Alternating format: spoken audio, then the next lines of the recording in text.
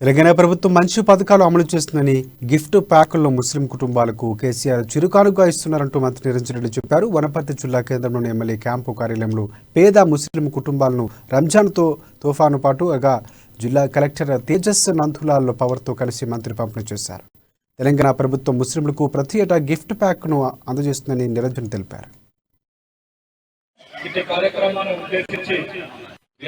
लोगों से जब जमहूरियत बनती है, लोगों से जब हुकूमत बनती है, तो ये हुकूमत लोगों की हुकूमत होती है। लोगों की हुकूमत हो तो इसमें सब लोग शामिल है।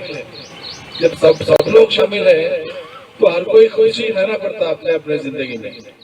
हर कोई खुशी रहने के लिए तरक्की क्या करना, उन लोगों को पेशा कैसा पहुंचाना, रोजगारी कैसा देना, और इसके साथ साथ जो गरीब है उन लोगों को सहारा कैसा रहना हुकूमत के जानिब से, ये सोच के सीएम साहब मुख्तलिफ की जो है सो उन्होंने पेश किए हैं। उसमें से आप जानते हैं कल्याण लक्ष्मी है, जिसको साथ ही साथ शादी मुबारक भी है। ప్రభుత్వ తరపున మనం ప్రతి రంజాన్ పండుగలో తోఫాలు ఇవ్వడమని ఒక